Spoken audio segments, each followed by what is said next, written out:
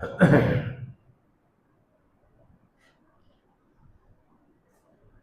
الحمد لله نحمده ونستعينه ونستغفره ونؤمن به ونتوكل عليه ونعوذ بالله من شرور أنفسنا ومن سيئات أعمالنا. من يهده الله فلا مضل له ومن يضلله فلا هادي له. وأشهد أن لا إله إلا الله وحده لا شريك له وأشهد أن محمدا عبده ورسوله صلى الله عليه وعلى آله وصحبه أجمعين وعلى من اتبعهم بإحسان إلى يوم الدين. أما بعد، فإن أصدق الحديث كتاب الله وخير الهدي هدي محمد صلى الله عليه وسلم وشر الأمور محدثاتها وكل محدثة بدعة وكل بدعة ضلالة وكل ضلالة في النار. أعوذ بالله من الشيطان الرجيم. بسم الله الرحمن الرحيم. يا أيها الناس اتقوا ربكم الذي خلقكم من نفس واحدة وخلق منها زوجها وبث منهما رجالا كثيرا ونساء واتقوا الله الذي تساءلون به والأرحام إن الله كان عليكم رقيبا. يا أيها الذين آمنوا اتقوا الله حق تقاته ولا تموتن إلا وأنتم مسلمون. يا أيها الذين آمنوا اتقوا الله وقولوا قولا سديدا يصلح لكم أعمالكم ويغفر لكم ذنوبكم ومن يطع الله ورسوله فقد فاز فوزا عظيما. وقال تعالى في موضع آخر: يرفع الله الذين آمنوا منكم والذين أوتوا العلم درجات واللہ بما تعملون خبیر. تمام تعریفیں، ہر طرح کی تعریفیں اس بابرکت ذات ہی کے لیے لائق و سزاوار ہے جو تمام جہانوں کی مالک ہے، خالق ہے، رازق ہے، پھر میرا اور آپ کا معبود برحق ہے. محترم حضرات، انشاءاللہ ابھی اللہ کا کلام اور اللہ کے نبی رسول اللہ صلی اللہ علیہ وسلم کا کلام سنایا جا رہا ہے. میں آپ کے سامنے پیش کروں گا. اللہ تعالیٰ مجھے بھی آپ کو پورے ادب کے ساتھ، پوری عاجزی کے ساتھ، پورے ادب کے ساتھ، پوری عاجزی کے ساتھ سننے اور بولنے کی توفیق عطا فرمائے، کیونکہ ادب اور عاجزی سب سے زیادہ اہم ہے. جب تک ہم ادب سے، عاجزی سے نہیں بولیں گے، نہیں سنیں گے، اس کا اثر نہیں ہوگا. تھوڑا سا قریب آ جائیے، تھوڑا قریب آ جائیے، قریب آ جائیے، قریب آ جائیے،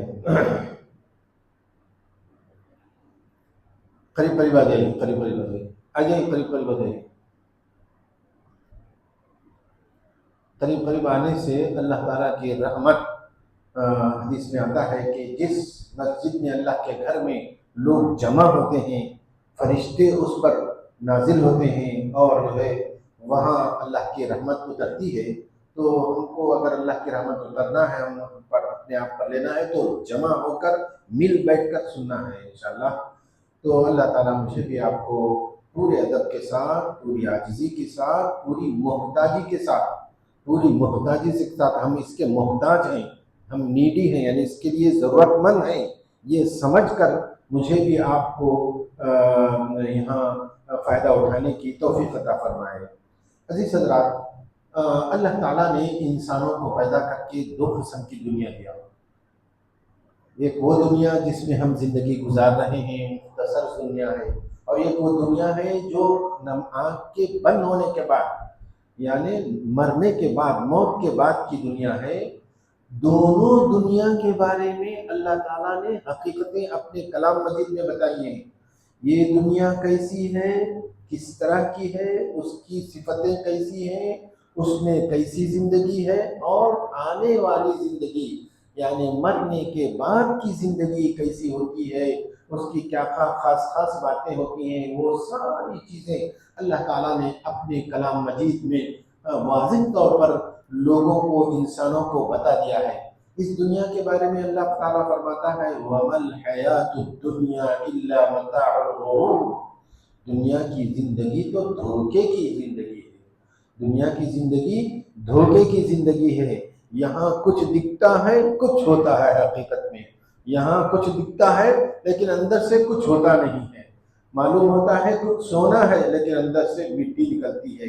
یعنی یہاں کچھ ہر آدمی کو جو بھی یہاں زندگی گزار رہا ہے دھوکے میں اپنے آپ کو رکھا ہے، الا وہ شخص جو مومن ہے وہ اچھی طرح سمجھتا ہے اس دنیا کی ایک ایک چیز کو، اس دنیا کی ایک ایک حقیقت کو مومن اپنی نظر سے دیکھتے ہوئے اس کی حقیقت کیا ہے اچھی طرح سمجھتا ہے۔ تو اللہ تعالیٰ اس دنیا کے بارے میں فرمایا یہ دھوکے کی دنیا ہے۔ اچھا، اس کے بعد آگے والی زندگی یعنی مرنے کے بعد والی جو زندگی، پردہ جب اٹھے گا مرنے کے بعد، پردہ اس زندگی کا، آخرت والی زندگی کا پردہ اٹھے گا تو وہاں کی حقیقتیں نظر آئیں گی، وہاں کی حقیقتیں نظر آئیں گی۔ انسان دیکھتا رہتا ہے یہ ہے، اس طرح اس کی آنکھیں پھٹی کی پھٹی رہ جائیں گی، مگر مومن کی آنکھیں پھٹی کی پھٹی نہیں رہ جائیں گی۔ مومن تو سمجھتا ہے، جانتا ہے کہ جو ہے آخرت والی دنیا اس کی زندگی کیسی ہے، اس نے سیکھا ہوگا، جانا ہوگا، عمل کیا ہوگا، آخرت والی قبر والی زندگی کیسی ہوتی ہے، اس لیے اس کے لیے پہلے سے تیار رہتا ہے، تیار رہتا ہے تو وہ اس کو جو ہے اس میں دہشت نہیں ہوتی ہے، اس کو اس میں جو ہے آنکھیں اس کی پھٹی کی پھٹی نہیں رہتی ہے، بلکہ وہ اطمینان کے ساتھ، کیونکہ اس کو معلوم ہے ایسا ہونے والا ہے، ایسا پیش آنے والا ہے، ایسا منظر آنے والا ہے، اس لیے وہ اطمینان کے ساتھ زندگی گزارتا ہے اور اطمینان کے ساتھ ہنسی خوشی اس کی روح نکلتی ہے۔ تو یہ مومن، تو دونوں قسم کی زندگی کو اللہ تعالیٰ نے بتایا ہے کہ یہاں ایسا ہے اور وہاں ایسا ہے۔ اللہ تعالیٰ نے سب سے پہلے انسان آدم علیہ السلام کو پیدا کیا، سب سے پہلے انسان آدم علیہ السلام کو پیدا کر کے سب سے بڑی نعمت اور سب سے بڑا انعام اللہ کا آدم علیہ السلام کو کیا دیا؟ علم دیا۔ آدم علیہ السلام کو علم سکھایا، نالج، سب سے بڑی نعمت اور سب سے بڑا انعام اللہ کا۔ اللہ نے آدم علیہ السلام کو دیتے ہوئے فرمایا وَعَلَّمَ آدَمَ الْأَسْمَاءَ كُلَّهَا ثُمَّ عَرَضَهُمْ عَلَى الْمَلَائِكَةِ فقال أنبئوني بأسماء هؤلاء إن كنتم صادقين قالوا سبحانك لا علم لنا إلا ما علمتنا إنك أنت العليم الحكيم۔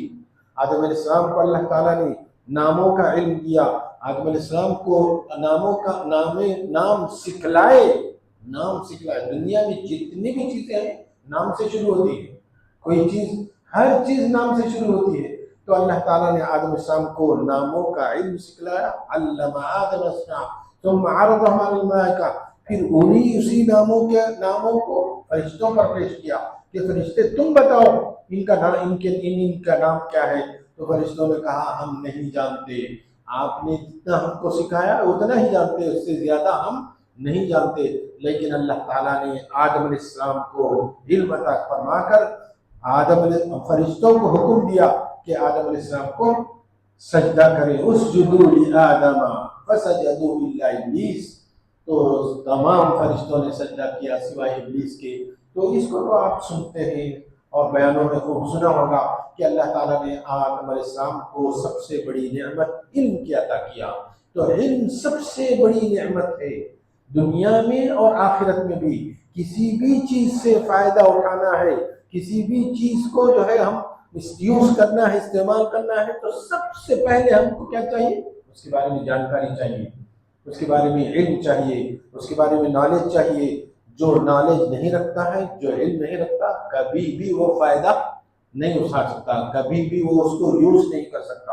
تو بہرحال اللہ تعالیٰ نے آدم علیہ السلام کو علم دے کر ایک مقام عطا فرمایا، ایک درجہ عطا فرمایا، ایک بلند درجہ اللہ تعالیٰ نے آدم علیہ السلام کو دیا۔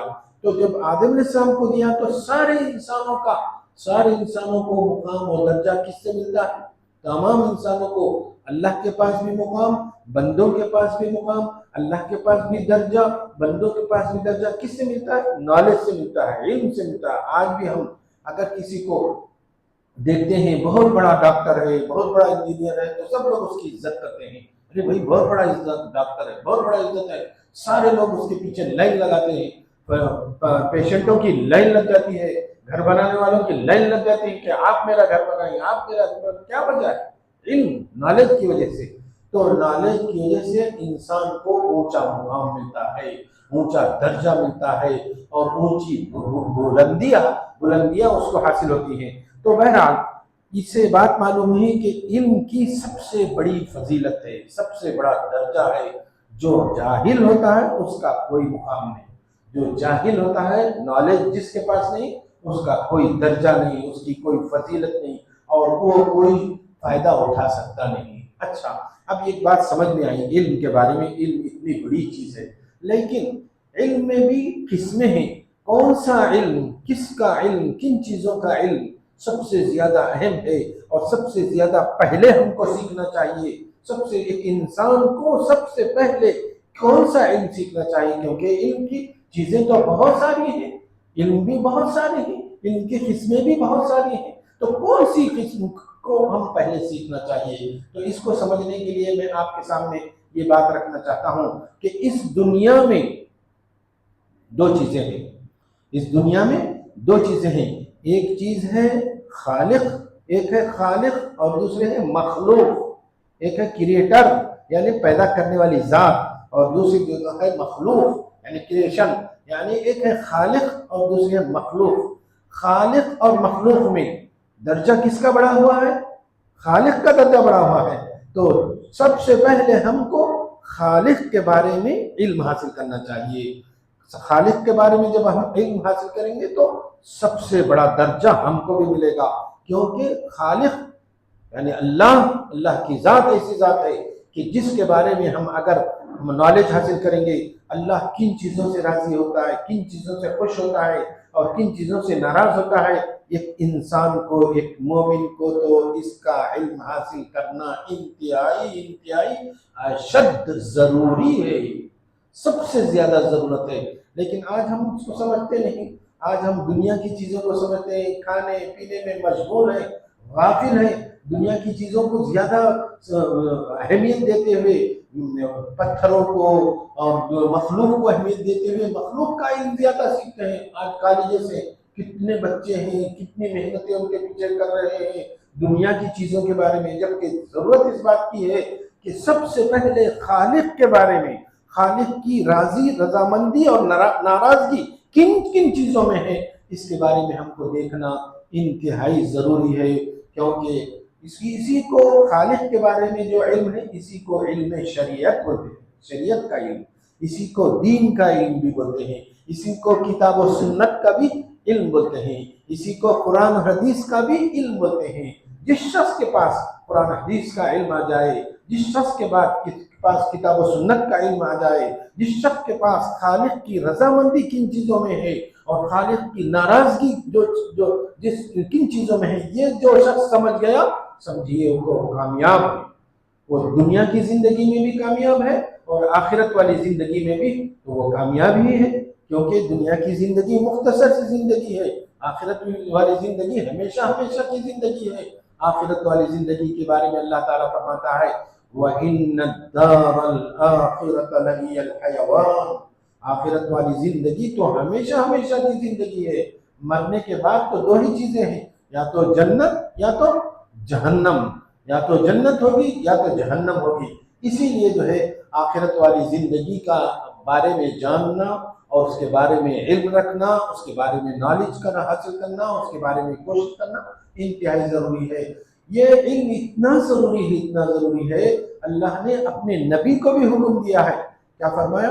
وَقُلْ رَبِّ زِدْنِي عِلْمًا، اے نبی کہہ دیجئے اے میرے رب میرے علم میں اضافہ فرما، میرے علم کو زیادہ سے زیادہ مجھ کو علم عطا فرما۔ جب نبی کو اللہ نے حکم دیا ہے ایسی دعا کرنے کا کہ میرے علم میں اضافہ فرما، تو امتی کو کیا حکم نہیں ہوگا؟ کیا امتی کو تو اور زیادہ حکم ہے کہ جو ہے ہر امتی، نبی کا ایک امتی دعا کرے رب زدنی علما، رب زدنی علما، اے میرے رب میرے علم میں، میری نالج میں، خاص کر آخرت والے علم میں، خاص کر خالق کے بارے میں علم میں، خاص کر اللہ کے بارے میں علم میں، میرے علم میں اضافہ فرما۔ ویسے تمام علوم میں تمام علوم کے بارے میں اضافہ فرما۔ یہ بات اللہ تعالیٰ نے اللہ کے نبی کو جب حکم دیا ہے تو علم کی کتنی اہمیت ہے، علم کا کتنا درجہ ہے، علم کا کتنا مقام ہے، یہ ہم کو بات سمجھ میں آتی ہے۔ اسی طرح شریعت کے علم میں بھی شریعت کے علم میں بھی سب سے اہم علم کون سا ہے؟ شریعت کے علم میں بھی قرآن کا علم ہے، حدیث کا علم ہے، قرآن کی آیت ہے، تفسیریں ہیں، حدیث کا معنی اور مطلب ہے، اس کے بارے میں بھی سب سے اہم علم توحید کا ہے، سب سے اہم علم توحید کا۔ یہاں تک کہ اللہ نے اپنے نبی کو حکم دیتے ہوئے فرمایا فَعْلَمْ، اے نبی تم جان لو، تم سمجھ لو، تم یقین کر لو، تم سیکھ لو، تم جان لو، سیکھ لو، جاننے کی کوشش کرو اور سیکھ لو، جان لو، انہو لا الہ الا اللہ، کہ اللہ کے سوا کوئی معبود برحق نہیں ہے۔ جب اپنے نبی کو اللہ تعالیٰ یہ فرما رہا ہے کہ اے نبی تم یہ بات سمجھ لو، تم یہ بات یقین کر لو، تم اس بات کا علم حاصل کر لو کہ اللہ کے سوا کوئی معبود برحق نہیں ہے، تو اس سے بات معلوم ہوتی ہے کہ توحید کا علم کتنا اہم ہے، توحید کا علم کتنا اہم ہے، کیونکہ مومن کی پوری بنیاد، مومن کا فاؤنڈیشن توحید کے اوپر ہے۔ مومن کی زندگی کی ابتدا کلمہ لا الہ الا اللہ، مومن کی زندگی کی اینڈنگ، انتہا کلمہ لا الہ الا اللہ۔ جو کلمہ لا الہ، من قال لا الہ الا اللہ دخل الجنہ، تو جس نے بھی لا الہ الا اللہ کہا وہ جنت میں داخل ہوگا۔ مرتے وقت جس کی زبان پر کلمہ لا الہ الا اللہ ہوگا وہ جنت میں داخل ہوگا، کیونکہ اس نے اس کلمے کے لیے محنت کی ہوگی، اس نے اس کلمے کے لیے جان دیا ہوگا، اس کلمے کے لیے اپنا سب کچھ دیا ہوگا دنیا کی زندگی میں۔ آپ کو میں ایک واقعہ سنانا چاہتا ہوں۔ آدمی اس دنیا کی زندگی میں جس چیز کے پیچھے اپنی جان لگاتا ہے، جس چیز کے پیچھے اپنا ٹائم دیتا ہے، جس چیز کے پیچھے اپنا مال لگاتا ہے، جس چیز کے پیچھے اپنی سوچیں لگاتا ہے، جس چیز کے پیچھے اپنا دل لگاتا ہے، جس چیز کے پیچھے اپنا دماغ لگاتا ہے، دل جگر لگاتا ہے، موت کے وقت وہی چیز یاد آتی ہے اس کو، موت کے وقت اس کو وہی چیز آتی ہے۔ ایک آدمی تھا، گھوڑے کا چارہ بیچتا تھا، گھوڑے کا چارہ بیچتا تھا، تو گھوڑے کا چارہ بیچتا تھا، فٹ پاتھ پہ دکان کی، کہتا تھا 10 روپے کٹا، 10 روپے کٹا، صبح میں آ جانا، صبح سے شام تک رٹ لگانا، 10 روپے کٹا، 10 روپے کٹا۔ اس کی زندگی میں نہ اللہ، نہ اللہ کے رسول، نہ نماز، نہ فجر، نہ ظہر، نہ عصر، نہ مغرب، نہ عشاء، اس کی زندگی کٹا ہی کٹا، چارے کا کٹا، گھوڑے کا چارہ کا اس کا کٹا، 10 روپے کٹا، 10 روپے کٹا، صبح سے شام تک یہی، کیونکہ اس نے اسی کے لیے اپنی زندگی دی، اپنا ٹائم دیا، اپنی لائف لگایا، اپنا وقت لگایا، اپنا مال لگایا، اپنی سوچیں لگائی، اپنی آنکھیں اسی کو دیا، اپنے کام اسی کو دیا، اپنا دل و جگر اس کے لیے دیا، تو یہاں تک کہ اس کی لائف ویسی ہی رہی، اس کی زندگی میں نماز نہیں، دین نہیں، تھا تو مسلمان ہی، نام کا مسلمان، آدھار کارڈ کا مسلمان، عمل سے دور، پریکٹیکل لائف نہیں، کیونکہ جو پریکٹیکل لائف ہوتی ہے وہی رزلٹ نکلتا ہے، پریکٹیکل لائف کا رزلٹ نکلتا ہے، نام کا رزلٹ نہیں لگتا ہے۔ وہاں آخرت میں قیامت کے دن ایسا نہیں ہوگا کہ لسٹ میں کون کون عبداللہ عبد الرحمن ہے، چلو لسٹ کس کے، چلو جنت میں جائیے، اور کون کون عبداللہ عبد الرحمن نہیں ہے وہ جو جنت، ایسا تو نہیں ہوگا نا۔ وہاں تو دیکھا جائے گا کیا عمل ہے، تولا جائے گا عمل کو، کیرٹ دیکھا جائے گا، پیورٹی دیکھی جائے گی، کتنا پیور ہے عمل، اخلاص کتنا ہے، سنسیئرٹی کتنی ہے، کتنی سنسیئرٹی کے ساتھ اس نے نماز پڑھا، نماز کی قیمت ہوگی، ویلیو بنے گی۔ اگر سنسیئرٹی نہ ہوگی تو نماز کی ویلیو نہیں بنے گی، نماز کی قیمت نہیں بنے گی۔ تو میں کہہ رہا تھا، تو وہ شخص جو ہے ایسا کٹا لگا، یہاں تک کہ آدمی بوڑھا ہو گیا۔ آدمی کب تک جوان رہتا ہے؟ بوڑھا ہو گیا، بوڑھا جب ہو گیا تو بیمار ہو گیا، بیمار ہو گیا تو اس کے لڑکے اسپتال میں ایڈمٹ کرا دیے، اسپتال میں علاج چل رہا تھا، یہاں تک کہ ہوتے ہوتے ہوتے اس کی زندگی ختم ہونے لگی، یعنی وہ اب تب میں رہ گیا، یعنی اس کی اب جو ہے ایسا معلوم ہونے لگا کہ جو ہے اب چند دن کا یہ مہمان ہے۔ دوستوں کو پتہ چلا، دوستوں کو معلوم ہوا کہ ہمارا دوست اسپتال میں ہے، چلو چلیں گے، تو 2-4 دوست، 4-5-6 دوست مل کے آئے، آ کر کہنے لگے کہ بھائی چلو دیکھیں اپنے دوست کا حال، اس کی عیادت پرسی کریں، بیمار پرسی کریں۔ تو ان میں 2 دوست بہت دیندار تھے، ان کو معلوم تھا مسئلے مسائل، وہ دین کو جانتے تھے، سمجھتے تھے تو آ کر بیٹھنے کے بعد ایک دوست نے کہا دوسرے کو، دوست بھائی حدیث میں ایسا حکم ہے، کیا حکم ہے کہ جو ہے اب تو ایسا معلوم ہو رہا ہے کہ اس کی زندگی کے آخری سانسیں ہیں اور اس کی موت بالکل قریب ہے، ابھی تک میں یہ نکلنے والا ہے۔ تو حدیث میں ہے کہ جو شخص موت کے قریب ہو اس کو کلمہ لا الہ الا اللہ کی تلقین کرنا چاہیے، بازو بیٹھ کے لا الہ الا اللہ لا الہ الا اللہ بولنا چاہیے۔ تو اس نے بولنا شروع کیا، ایک دوست کو اشارہ کیا، آپ ہی بولو، ٹھیک ہے، بولنا شروع کیا لا الہ الا اللہ لا۔ کیا بولا معلوم؟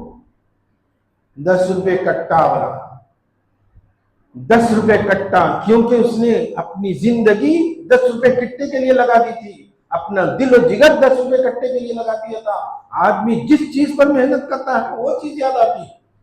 ہم دیکھتے ہیں بڑے بڑے مالدار موت کے وقت بولتے ہیں بیٹے فلاں پلاٹ ہے، فلاں جگہ ہے، فلاں بلڈنگ ہے، کیسا بولتے ہیں؟ یاد آتا ہے انسان کو سب، جس چیز پر اس نے محنت کی ہے وہ چیز یاد آتی ہے، اور جس چیز پر اس نے دل لگایا ہے وہ چیز۔ لیکن مومن تو اللہ کے حکموں پر محنت ہوتی ہے اس کی، مومن تو اللہ کے رسول اللہ صلی اللہ علیہ وسلم کی سنتوں پر اس کی محنت ہوتی ہے، مومن کو اپنے عقیدے کی فکر ہوتی ہے، مومن کو اپنے اولاد کے تربیت کی فکر ہوتی ہے، مومن کو اپنے اولاد کی عقیدے کی فکر ہوتی ہے کہ میں اپنی اولاد کو کیسے چھوڑ کر جا رہا ہوں۔ تو بہرحال تو میں یہ بتا رہا تھا کہ علم میں سب سے پہلا علم توحید کا علم ہے۔ فَعْلَمْ أَنَّهُ لَا إِلَهَ إِلَّا اللَّهُ، آپ جان لیجئے کہ اللہ کے سوا کوئی معبود برحق نہیں ہے۔ جب اللہ تعالیٰ اپنے نبی کو حکم دے رہا ہے تو ہم کو تو اور زیادہ اس کے بارے میں جاننے کی کوشش کرنا چاہیے اور سیکھنے کی کوشش کرنا چاہیے۔ کہیں ایسا نہ ہو کہ اپنی زندگی بھی ختم ہو جائے، اپنی لائف بھی ختم ہو جائے، لیکن ہم دین کا کوئی علم نہ سیکھیں اور اس کے بعد آنے والی زندگی میں افسوس کریں، ہائے افسوس میں کچھ عمل نہیں کر سکا۔ زندگی میں ایک ہی موقع ہے، زندگی ایک ہی مرتبہ ملتی ہے، اسی میں جو کچھ کرنا ہے آخرت کے لیے ہم کو کر لینا ہے، اسی میں جو کچھ کرنا ہے آخرت کے لیے ہم کو کرنا ہے۔ جو شخص اس میں نہیں کرے گا اس دنیا کی زندگی میں، ابھی تو زندہ ہوں، یا ایسا سمجھے گا اللہ بہت غفور رحیم ہے، اللہ بہت بخشنے والا ہے۔ بھائی کسی سے پوچھتے بھائی کیا ہے آپ نماز کے، نہیں بھائی اللہ بہت معاف کرنے والا ہے، اللہ تو بہت معاف کرنے والا ہے، لیکن دوسری جگہ بھی کیا ہے، ان بطش ربک لشدید، یقیناً تیرے رب کی پکڑ بہت سخت ہے۔ دونوں چیزیں سامنے رکھنا چاہیے نا، آپ اللہ بہت معاف کریں اس کے سہارے نہیں چلے جائیں گے۔ ان بطش ربک لشدید، یقیناً تیرے رب کی پکڑ بہت سخت ہے۔ اللہ جب سزا دینے پر آتا ہے تو ایک خطرناک انتہائی سزا اور انتہائی عذاب بھی دے سکتا ہے۔ ایک ہی چیز پر بھروسہ کر کے پوری زندگی گزار دیں گے اللہ غفور الرحیم ہے غفور، ایسا نہیں چلے گا، اس طرح سے نہیں چلے گا، عمل کرنا ہوگا۔ تو بہرحال میں یہ بتا رہا تھا مومن کی زندگی کلمہ لا الہ الا اللہ، مومن کی زندگی کی بگننگ کلمہ لا الہ الا اللہ، مومن کی زندگی کی اینڈنگ کلمہ لا الہ الا اللہ، لا الہ الا اللہ کلمہ توحید۔ اب اس کلمہ توحید کی شرطیں ہیں، اس کلمہ توحید کی شرطیں ہیں، جو شخص ان شرطوں کو پورا کرے گا وہ جنت میں داخل ہوگا، جو شخص ان شرطوں کو پورا نہیں کرے گا وہ جنت میں داخل نہیں ہوگا۔ وہب بن منبہ ایک راوی ہیں، وہ روایت کرتے ہیں کہ جو ہے وہ پوچھتے ہیں کہ ایک سائل سے، سائل کہتا ہے الیس لا الہ الا اللہ مفتاح الجنہ، مفتاح الجنہ، ایک سوال کرنے والا ان کے پاس آ کر سوال کرتا ہے کہ کیا لا الہ الا اللہ جنت کی کنجی نہیں ہے؟ تو کہتے ہیں ہاں لا الہ الا اللہ تو جنت کی کنجی ہے، لیکن کنجی کے بھی کیا ہوتے ہیں، دندانے ہوتے ہیں، دانت ہوتے ہیں کنجی کے، وہ دانت والی کنجی لائیں گے تو جنت کا دروازہ کھلے گا، اگر بغیر دانت والی کنجی لائیں گے تو جنت کا دروازہ نہیں کھلے گا۔ یہ فرمایا بغیر دانت والی لائیں گے تو نہیں کھلے گا۔ تو دانت کیا ہے؟ دانت یہ ہے توحید، سب سے پہلا دندانہ توحید، نماز روزہ زکوٰۃ، یعنی دین کو اپنی لائف میں لے کر آنا، اور یہ تربیت والے اعمال، تربیت والے نظام، ٹریننگ کا ایک سسٹم ہے۔ مومن کی زندگی، مومن کو اللہ تعالیٰ نے، اللہ کے نبی نے ٹریننگ کا ایک سسٹم عطا فرمایا ہے، پیدا ہونے سے لے کر مرنے تک تربیت کا ایک سسٹم ہے، اس سسٹم کے اوپر، اس تربیت کے نظام کے اوپر چلے گا تو انشاءاللہ مومن کی زندگی کامیاب ہوگی۔ نئے تربیت کے نظام پر نہیں چلے گا تو مومن ناکام ہوگا۔ تو فرمایا کہ دندانے والی اگر چابی لائے گا تو جنت کا دروازہ کھلے گا، اگر بغیر دندانے کی چابی لائے گا، بغیر دانتوں کی چابی لائے گا تو جنت کا دروازہ کھلنے والا نہیں ہے۔ تو پوچھنے والے نے پوچھا کہ آخر کیا بات ہے کہ وہ جنت کے وہ دندانے کے کون سے ہیں، کنجی کے دانت کون سے ہیں؟ تو فرمایا سب سے پہلا دانت، سب سے پہلا دندانہ علم ہے، کلمہ لا الہ الا اللہ، اس کے بارے میں جانکاری، اس کے بارے میں نالج حاصل کرنا چاہیے۔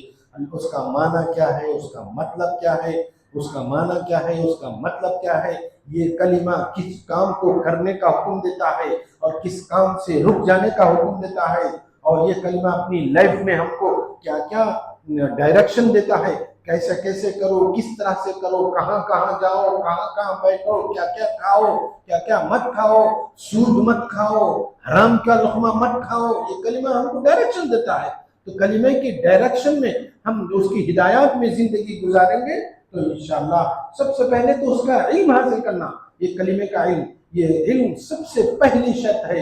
اللہ کے نبی رسول اللہ صلی اللہ علیہ وسلم نے فرمایا من مات وهو يعلم انه لا الہ الا اللہ دخل الجنہ، جس شخص کی موت ایسی ہو کہ وہ جانتا ہے، نالج ہے اس کے اوپر، وہ جانتا ہے کہ اللہ کے سوا کوئی معبود برحق نہیں ہے، ایسا اس کا پاس علم ہے تو وہ ضرور جنت میں داخل ہوگا، کیونکہ جس کے پاس علم ہوگا وہ عمل بھی کرے گا، جس کے پاس علم ہوگا وہ عمل بھی کرے گا۔ تو سب سے پہلی شرط کلمہ لا الہ الا اللہ کی علم ہے۔ اس کے بعد دوسری شرط کلمہ لا الہ الا اللہ کی دوسری شرط یہ ہے کہ جس کلمے کے اوپر آپ کو جس کلمے یعنی جو شخص کلمے کی نالج حاصل کیا ہے وہ شخص تو جنت میں جائے گا، جو شخص کلمے کی نالج حاصل نہیں کیا اس کو جاہل بولتے ہیں، جاہل جنت میں نہیں جائے گا، عالم جنت میں جائے گا، جاہل جنت میں نہیں جائے گا۔ کلمے کا عالم جنت میں جائے گا، کلمے کا جاہل دوزخ میں جائے گا۔ کیوں؟ کیونکہ جاہل ہے، وہ کچھ بھی کر سکتا ہے، کلمے کے خلاف کام بھی کر سکتا ہے، کلمے کے خلاف بول بھی سکتا ہے، کلمے کے خلاف بول سکتا ہے، کلمے کے خلاف کام کر سکتا ہے۔ تو ایسا جاہل کلمہ تو پڑھ لیا لیکن کلمہ کیا بولتا ہے، کیا کرو بولتا ہے، کیا مت کرو بولتا ہے، اس کا علم اس کو نہیں ہے، تو ایسا شخص کو جاہل بولتے ہیں، جاہل جنت میں داخل نہیں ہوگا۔ نمبر 2، دوسری شرط، کلمے کی دوسری شرط یہ ہے کہ جو کلمے کا معنی ہے، جو کلمے کا مطلب ہے، کلمے کا جو مطلب ہے، کلمے کا جو معنی ہے، کلمے کے جو ڈیمانڈز ہیں، کلمے کے جو تقاضے ہیں، اس کے اوپر اس کو یقین ہونا چاہیے۔ اللہ نے انسان کو ایسی مخلوق بنایا، یقین والی مخلوق بنایا، سب سے بڑا یعنی ایسی مخلوق جو یقین کرتی ہے۔ آج ہم دیکھتے ہیں کہ آج ہم میں سے ہر ایک کو کس کے اوپر یقین ہے؟ پیسے کے اوپر یقین ہے۔ پیسے کے اوپر اتنا یقین ہے کہ صبح شام دوڑ دھوپ اسی کے لیے کر رہے ہیں۔ ایک ملازمت کمپنی میں ملازمت کر رہا ہے تو کے لیے یقین ہے اس کو پیسہ ملے گا، اور جو ہے بزنس کر رہا ہے تو بزنس اس کو پیسے کے اوپر یقین ہے، اسی لیے وہ دوڑ دھوپ کر رہا ہے، محنت کر رہا ہے۔ تو سب سے بڑی صفت یعنی یقین، سب سے بڑی شرط، علم کے بعد سب سے بڑی شرط یقین۔ اگر کوئی شخص یقین نہیں رکھ رہا ہے کلمے کے اوپر تو ایسے شخص کو کیا بولیں گے؟ شکی بولیں گے۔ شکی جنت میں داخل نہیں ہوگا، شکی جنت میں داخل نہیں ہوگا، ڈاؤٹ کرنے والا جنت میں داخل نہیں ہوگا۔ کلمے کے اوپر ڈاؤٹ ہے اس کو، اس لیے کلمے کے اوپر محنت نہیں کر رہا ہے، کلمے کو ٹائم نہیں دے رہا ہے، کلمے کو اپنی لائف میں لے کر نہیں آ رہا ہے، تو ایسا شخص جنت میں داخل نہیں ہوگا۔ اللہ کے نبی رسول اللہ صلی اللہ علیہ وسلم نے فرمایا اشہد ان لا الہ الا اللہ وانی رسول اللہ لا یلقى بها عبد غیر شاک بها الا دخل الجنہ او کما قال۔ اللہ کے نبی رسول اللہ صلی اللہ علیہ وسلم نے فرمایا میں گواہی دیتا ہوں کہ اللہ کے سوا کوئی معبود برحق نہیں اور میں اللہ کا رسول ہوں۔ یہ دو کلمے، یہ دو جملے لے کر جو بھی اللہ کے پاس آئے گا، لیکن کیسا آنا چاہیے؟ اس کی دل میں ذرہ برابر بھی، رائی کے دانے برابر بھی اس دو جملوں کے میننگ، مفہوم، مطلب، ڈیمانڈز کے بارے میں اس کو ڈاؤٹ نہیں ہونا چاہیے۔ ایسی کیفیت کے ساتھ دل کو لے کر آئے گا تو ایسا شخص جنت میں داخل ہوگا۔ تو بہرحال شک مزاج کا آدمی، شک کرنے والا جنت میں داخل نہیں ہوگا کلمے پر۔ تیسری شرط، کلمے کی تیسری شرط یہ ہے کہ کلمے کو دل و جان سے قبول کرے، کلمے کو دل و جان سے، کلمہ لا الہ الا اللہ کو دل و جان سے قبول کرے۔ جو قبول نہیں کرے گا اس کو منکر بولتے، انکار کرنے والا جنت میں داخل نہیں ہوگا۔ اللہ کے نبی رسول اللہ صلی اللہ علیہ وسلم کے چچا ابو طالب، آپ کے چچا ابو طالب، کیا آپ کو کلمے کا علم نہیں تھا، نالج نہیں تھی؟ نالج تھی۔ کلمے کے اوپر یقین نہیں تھا؟ کلمے کے اوپر یقین تھا۔ اسی لیے تو اپنے بھتیجے کا خوب فل سپورٹ کرتے تھے۔ کون کرتے تھے؟ ابو طالب اپنے بھتیجے کا فل سپورٹ کرتے تھے۔ بھتیجے تو آگے بڑھ، تو دعوت کا کام کرتے جا، تو کلمے کی تبلیغ کرتے جا، میں تیرے ساتھ ہوں، اس طرح سے فرماتے تھے۔ لیکن جب ابو طالب کا آخری وقت آیا، مرنے کا ٹائم آیا، تو مرنے کا وقت آیا تو رسول اللہ صلی اللہ علیہ وسلم کو معلوم ہوا کہ آپ کا ابو طالب کا مرنے کا وقت ہے۔ فوراً جلدی آپ صلی اللہ علیہ وسلم پہنچتے ہیں اور اپنے چچا کے کان میں کہتے ہیں، اے میرے چچا، آپ کلمہ لا الہ الا اللہ پڑھ لیجئے، میں آپ کی سفارش کروں گا۔ اور دوسری طرف مکے کے بڑے بڑے مشرکین کے سرداران بھی بیٹھے ہوئے تھے، بول رہے تھے، ابو طالب کیا اپنے باپ دادا کے دین کو چھوڑ کر مرے گا؟ اپنے باپ دادا کے دین کو چھوڑ کر مرے گا؟ ایک نگاہ ابو طالب کی کس پر جاتی ہے؟ محمد صلی اللہ اپنے بھتیجے پر ایک نگاہ نظر ڈالتے ہیں، اور ایک نظر کس کے اوپر ڈالتے ہیں؟ مکے کے بڑے بڑے سرداران قریش کی بات کے اوپر ڈالتے ہیں۔ اب دونوں میں کے بیچ میں ایک طرف رسول اللہ صلی اللہ علیہ وسلم کلمے کی دعوت دے رہے ہیں، اور دوسری طرف مکے کے بڑے بڑے مشرکین سرداران کس کی دعوت دے رہے ہیں؟ شرک کی دعوت دے رہے ہیں۔ ماں باپ کے دین پر، باپ دادا کے دین پر چھوڑ کر مرے گا۔ یہاں تک کہ آخر میں ابو طالب کا انجام کیا ہوا کہ انہوں نے کہا، میں اپنے باپ دادا کے دین پر ہی مرتا ہوں، اس طرح سے کہہ کر ان کا انتقال ہوا۔ تو کلمے کا علم بھی تھا، کلمے کے اوپر یقین بھی تھا، لیکن کلمے کو دل و جان سے قبول نہیں کیا، ریجیکٹ کیا۔ اللہ کے نبی نے پیش کیا لیکن انہوں نے ریجیکٹ کیا۔ تو اس لیے کہتے ہیں کہ کلمے کو دل و جان سے قبول کرنا چاہیے، وہی شخص جنت میں داخل ہوگا۔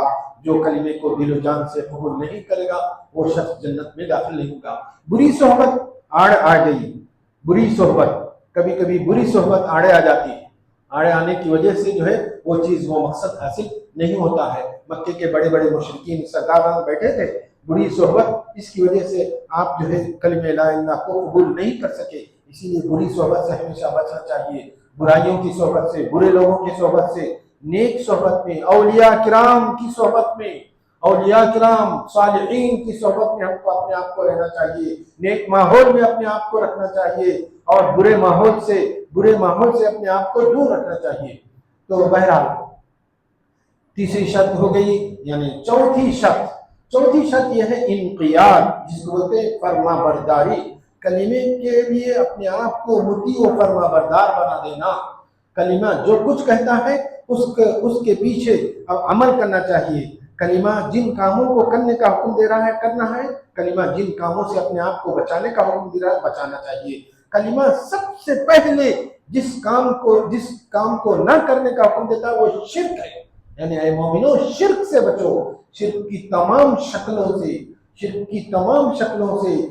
کے تمام موقعوں سے، شرک کے تمام باتوں سے، شرک کے تمام کاموں سے، شرک کی تمام جگہوں سے اپنے آپ کو بچائے رکھو۔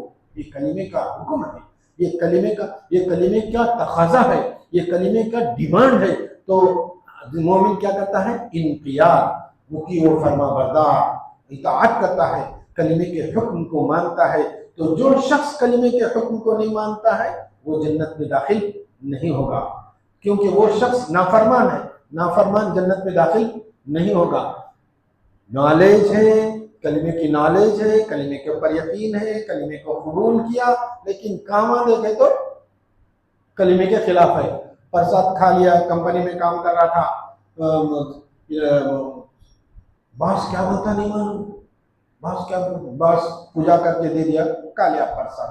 चलो क्या होता, खाने की चीज है ना, मिट्टी चीज है ना, ये है ना, मिठाई है ना, उसमें क्या होता, उसमें क्या होता, ऐसा नहीं होता है, ऐसा नहीं चलता है, बिल्कुल ऐसा नहीं चलेगा। आपने प्रसाद खा लिया, गलत है। अल्लाह के नबी रसूलुल्लाह सल्लल्लाहु अलैहि वसल्लम के हदीसों में एक वाक़या आता है।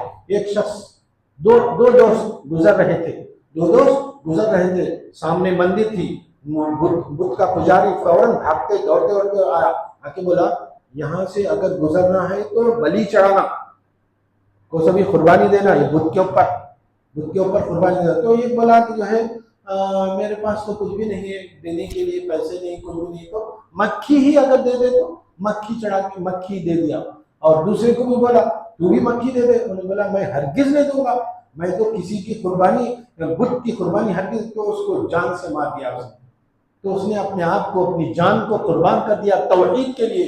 अल्लाह के नबी रसूलुल्लाह सल्लल्लाहु अलैहि वसल्लम ने फरमाया ला तुशरिक बिल्लाहि व इन कुतिलता व हुर्रिता, अल्लाह के साथ शिर्क मत करो, अगरचे कि तुमको मर्डर, तुम्हारा कत्ल कर दिया जाए और तुमको जलाकर राख कर दिया जाए।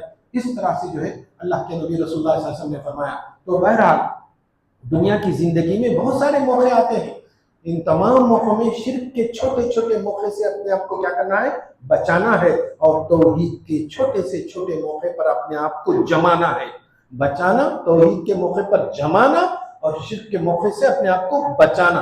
मोमिन इस तरह से करता है, तो मोमिन की जिंदगी इस तरह से होती है। तो बहरहाल चौथी शर्त यानी कलिमे ला इलाहा इल्लल्लाह की इताअत और फरमाबरदारी करना।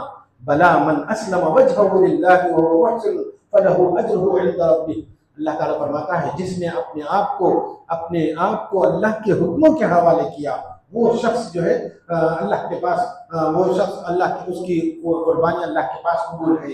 बला मन अस्लम वजहहु लिल्लाहि व हुवा मुहसिन फलहु अजरुहु इंदा, तो उसके लिए अल्लाह के पास अज्र है। तो बहरहाल, और पांचवी शर्त यह है कि सिद्क, सच्चाई के साथ, पूरी सच्चाई के साथ तौहीद पर, दीन के एक एक हुक्म पर, अल्लाह के एक एक हुक्म पर, अल्लाह के नबी रसूलुल्लाह सल्लल्लाहु अलैहि वसल्लम की एक एक हुक्म पर पूरी दिल की सच्चाई के साथ, सच्ची नीयत के साथ, सच्चे इरादे के साथ, सच्ची लगन के साथ अमल करे।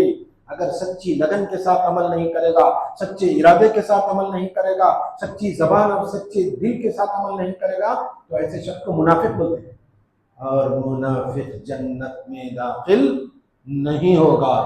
अल्लाह ताला फरमाता है इज़ा जाअकल मुनाफिकूना क़ालू नशहदु इन्नका लरसूलुल्लाह वल्लाहु यअलमु इन्नका लरसूलुहु वल्लाहु यशहदु इन्नल मुनाफिकीना लकाज़िबून। ऐ मेरे नबी, आपके पास मुनाफिकीन आएंगे, आकर कहेंगे इज़ा जाअकल मुनाफिकूना क़ालू नशहदु इन्नका लरसूलुल्लाह, गवाही भी देंगे कि आप जो है अल्लाह के रसूल हैं। वल्लाहु यशहदु, और अल्लाह गवाही देता है कि वो झूठे, क्योंकि अल्लाह दिलों की कैफियत जानता है, अल्लाह सीनों की कैफियत जानता है। वल्लाहु यशहदु इन्नल मुनाफिकीना लकाज़िबून, और अल्लाह गवाही देता है कि वो झूठे हैं।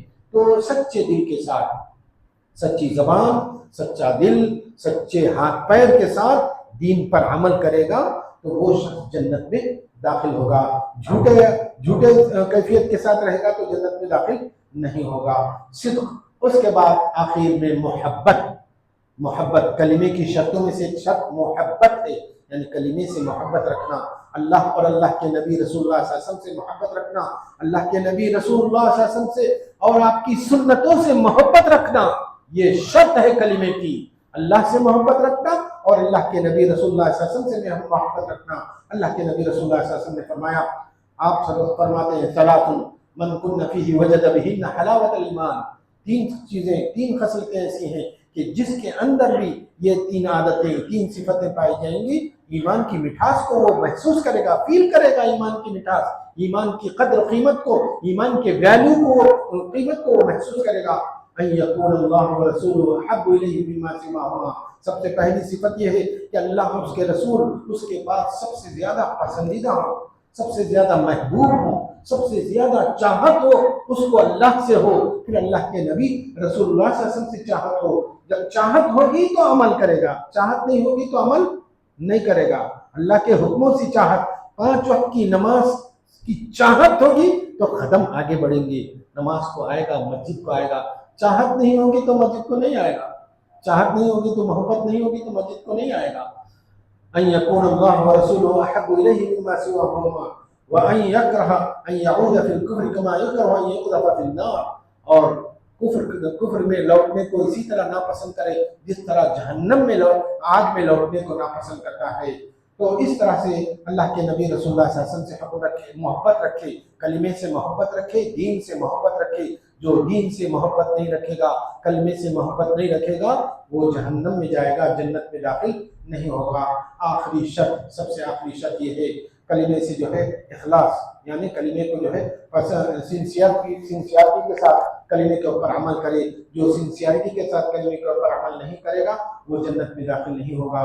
اللہ سے دعا ہے کہ اللہ تعالیٰ مجھے بھی آپ کو عمل کرنے کی توفیق عطا فرمائے اور دین کو سمجھنے کی توفیق عطا فرمائے اور کلمہ لا الہ الا اللہ کی شرطوں کو پورا کرنے کی توفیق عطا فرمائے۔ آخر دعوانا الحمدللہ رب العالمین۔